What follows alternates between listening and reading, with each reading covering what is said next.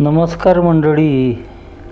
कातळवाडीचा काळा बंगला या कथेचा पहिला भाग.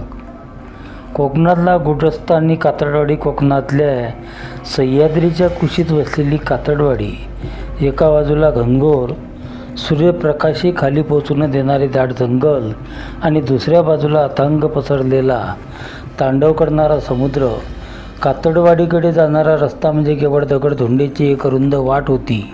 या वाडीत पाऊल ठेवताच वातावरणातील हवा अचानक जड वाटू लागे.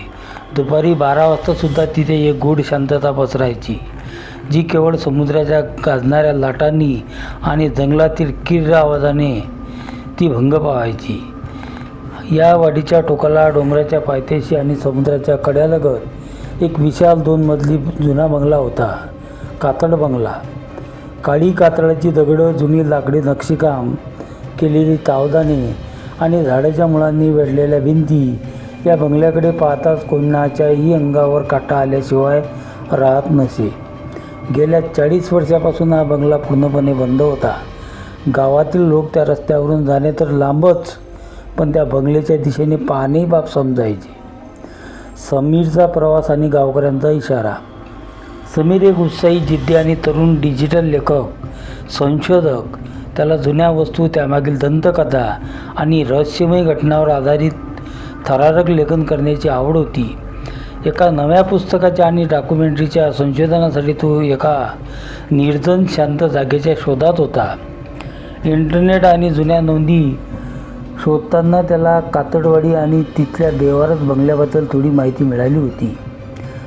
म्हणून तो आपला कॅमेरा, लॅपटॉप आणि रेकॉर्डिंगचे साहित्य घेऊन समीर संध्याकाळच्या सुमारास कातळवाडीत पोचला. लाल दडसर रक्तासारखा रंग पसरलेला होता. गावातल्या एकमेव छोट्या चहाच्या टपरीवर समीर थांबला. तिथे बसलेल्या काही जुन्या गावकऱ्यांनी त्याच्या पाठीवरची मोठी बॅग आणि कॅमेरा पाहून त्याला विचारले, "बाबा रे, या वेळेला इथे कुठे चाललास? इथं काम करायला जागा नाही." समीरने हसून उत्तर दिले, "मी डोंगराच्या पायथ्याशी असलेल्या त्या जुन्या बंगल्यात चाललो आहे. तिथे काही दिवस राहून मला संशोधन करायचं आहे." हे ऐकताच टपरीवर बसलेल्या सर्वांच्या हातातील चहाचे कप खाली झाले. संपूर्ण टपरीवर समशान शांतता पसरली. टपरीवाला म्हातारा तात्या पुढे आला आणि गंभीर आवाजात म्हणाला, "ए पोरा, तुझा जीव तुला प्यारा असेल तर आताच माघारी फिर. तो बंगला माणसासाठी नाही आहे. तिथे जे काही आहे ते जिवंत माणसांना सहन करता येत नाही. सूर्य मावळल्यानंतर तिथं पाऊल ठेवणं म्हणजे स्वतःच्या पायावर कुऱ्हाड मारून घेणं आहे." समीरने आजवर अनेक अशा दंतकथा ऐकल्या होत्या. त्याने गावकऱ्यांना समजवण्याचा प्रयत्न केला की भूत प्रेत हे केवळ माणसाच्या मनाची भीती असते. गावकऱ्यांनी त्याला खूप रोखण्याचा प्रयत्न केला, पण समीर आपल्या हट्टावर ठाम होता. शेवटी गावकऱ्यांनी हताश होऊन त्याला सोडले.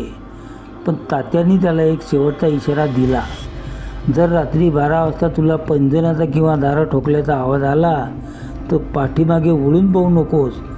फक्त पळत राहा." कातळ बंगल्यात प्रवेश. अंधार पूर्णपणे पडला होता. हातात टॉर्च घेऊन समीर कातळ बंगल्याच्या मोठ्या लोखंडी गेटजवळ पोहोचला. गेट गजलेले होते. त्याला मोठे कुलूप होते, जे अनेक वर्षापासून उघडलेच नव्हते. समीरने ते कुलूप कसेबसे तोडले. गेट उघडताच एक मोठा घोगरा आवाज झाला. कर्र कर्र.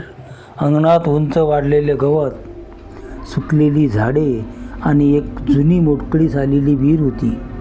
समीरने पायऱ्या जोडून मुख्य दारावर हात ठेवला. लाकडी दारावर विचित्र नक्षीकाम केले होते.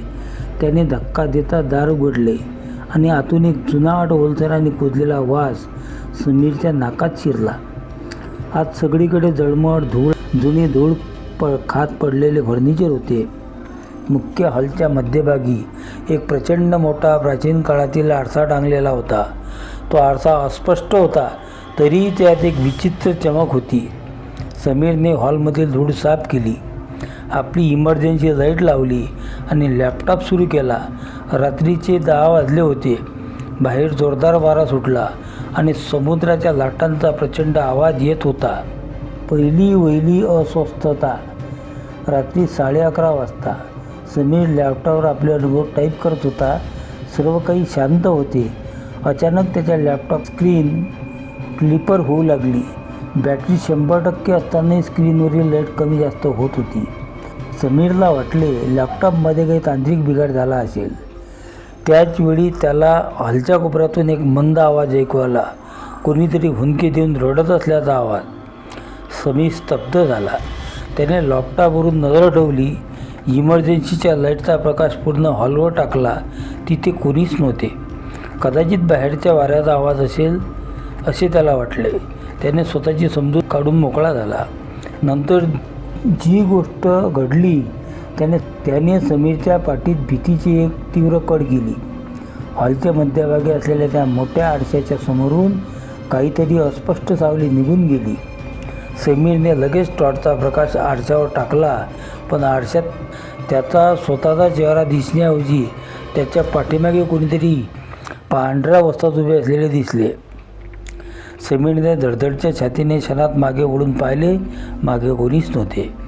पण जेव्हा आरशाकडे वळला तेव्हा त्या आरशावर आतल्या बाजूने रक्तासारख्या लाल द्रवाने काहीतरी दिसत होते. निघून जा किंवा कायमचा इथेच राहा. सस्पेन्सचा स्फोट. रात्री 12 वाजता कपाळावर भीतीचा घाम जमा झाला. त्याने आपली बॅग उचलली आणि तिथून पळून जाण्याचा निर्णय घेतला. जो मुख्य दरवाजाच्या दिशेने धावला, पण तो दरवाजा गाठण्याआधीच धडाम. बंगल्याचे सर्व दरवाजे आणि खिडक्या एकाच वेळी मोठ्या आवाजात आपोआप बंद झाल्या. सर्व इमर्जन्सी लाईट एकाच वेळी विझल्या. संपूर्ण बंगल्यात गडद भयान अंधार पसरला. समीरच्या हातातली टॉर्च धरतरू लागली. त्याचवेळी वरच्या मजल्यावरून अगदी त्याच्या डोक्यावरच्या लाकडी छतावरून खट खट खट असा जड पावलाचा आवाज येऊ लागला. त्या पावलाच्या आवाजासोबत छन छन छन असा पैंजणाचा तिचे स्पष्ट आणि मंजूळ पण भीतीदायक आवाज छतावरून पायऱ्याच्या दिशेने सरकू लागला. कोणीतरी हळूहळू एक एक पायरी उतरून खाली हॉलमध्ये येत होते. समीर भिंतीला टेकून उभा होता. टॉर्चचा धडधडणारा प्रकाश पायऱ्यावर पडला.